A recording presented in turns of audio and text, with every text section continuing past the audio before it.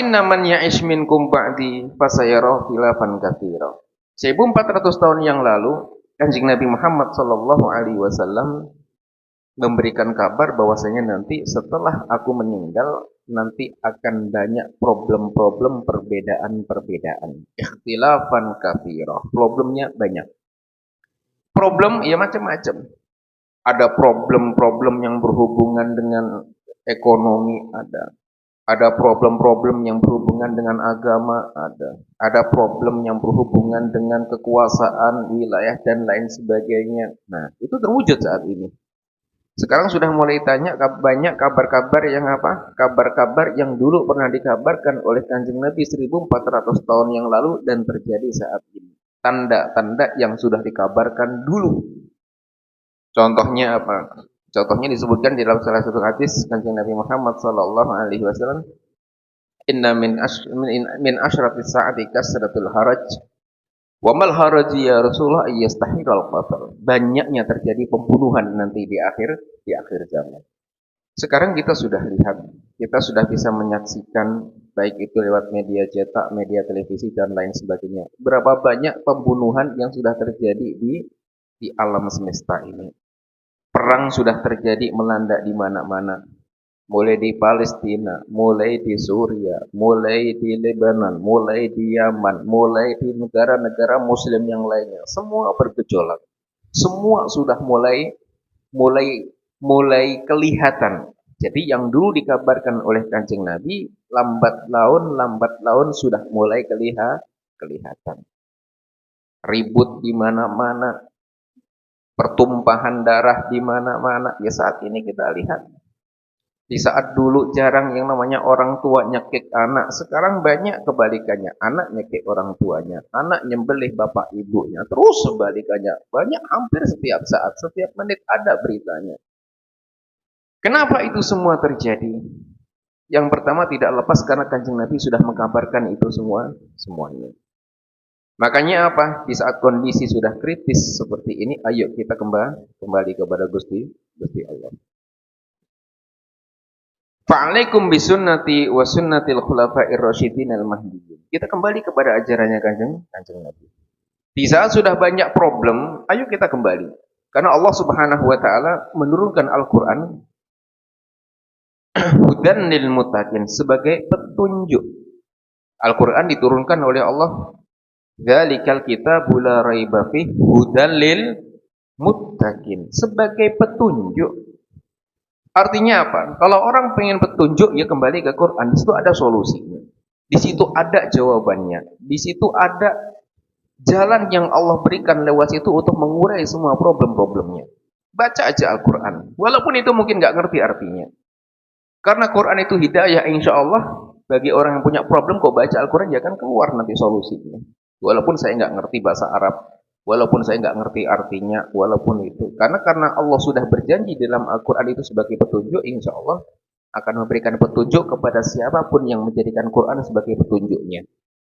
Tapi bagi orang yang tidak memuliakan Al-Quran, dia tidak mendapatkan itu semuanya. Karena tidak meyakini akan adanya petunjuk di dalam Al-Quran, maka dia pun juga tidak akan mendapatkan petunjuk di dalam Al-Quran karena tidak ada keyakinan di dalam hatinya. Makanya di sini apa? Kalau sudah banyak problem itu semuanya, ayo kita kembali. Kenapa ini semuanya terjadi? Bukankah Kanjeng Nabi sudah memberikan kabar terlebih dahulu tentang tanda-tanda dan lain sebagainya? Bukankah banyak hadis-hadis Nabi yang sudah menceritakan apa yang akan terjadi? Bukankah banyak ayat-ayat yang menceritakan tentang hari-hari yang nanti akan kita lewati semuanya? Mulai dari dunia, tentang di akhirat, semua diceritakan oleh Allah. Tujuannya apa di sini? Tujuannya ketika ada problem permasalahan, kita kembalikan. Kenapa ada hukum qisas? Kenapa ada hukum rajam? Kenapa ada hukum potong tangan? Kenapa ada hukum ini semuanya? Karena Allah sudah membuat undang-undang yang jika undang-undang ini ditegakkan, maka tidak akan ada problem di dunia. Kenapa problem ini ada? Karena tidak ada hukum Allah yang ditegakkan. Sehingga terjadi kerusakan di mana-mana. Pembunuhan terjadi di mana-mana. Ya karena tidak ada qisas yang ditegakkan. Coba yang dibunuh adalah qisas. Walakum fil qisasi hayatun. Ya ayyuhalladzina amanu kutiba alaikumul qisasu fil qatl. Sekarang banyak anak membunuh anak, anak membunuh bapak, bapak membunuh anak, ibu membunuh anak, anak bunuh ibunya, dan seperti itu muter-muter terus. Hukum Allah apa di dalam itu semuanya? Hukum Allah adalah kisos di dalam apa? Di dalam syariat. Nah, di sini ketika hukum Allah ditegakkan, maka akan mengurangi semua bentuk-bentuk kejahatan. Zina, jika ditegakkan hukum rajam, jika ditegakkan hukum cambuk, jika ditegakkan untuk yang meminum khamr, jika ditegakkan hukum Allah untuk yang mencuri, maka tidak akan ada kejahatan-kejahatan di muka bumi. Dan terjadinya itu semuanya karena semuanya tidak berpegang kepada itu semuanya. Makanya negara kalau tidak punya undang-undang, maka negara itu akan rusak. Keluarga nggak punya undang-undang, nggak punya peraturan di dalam keluarga, nggak punya prinsip, ya akan rusak keluarganya karena tidak punya undang-undang. Makanya dibuatlah undang-undang mulai dari negara yang terkecil atau lingkup yang terkecil, yaitu keluarga. Dibina itu yang namanya hukum. Disitulah ada hukum keluarga, ada hukum adab, hukum orang tua kepada anak, anak kepada orang tua, istri kepada suami, suami kepada istrinya, kewajiban suami kepada anak, kewajiban anak kepada bapak, dan seterusnya. Jika itu semuanya dijalankan, maka semua ini akan berjalan dengan baik. Diurusi semua keluarganya, nggak usah ngurusi orang lain. Anaknya diurusin yang benar, nggak usah ngurusin anak tetangga atau istri tetangga. Urusin benar istrinya. Jika semuanya mengurusi semua yang ada di bawah naungannya, maka semuanya akan baik. Kenapa sekarang rusak? Ya tadi, banyaknya hukum-hukum Allah yang tidak ditegakkan. Makanya kalau sudah urusannya halal haram itu harus tegas.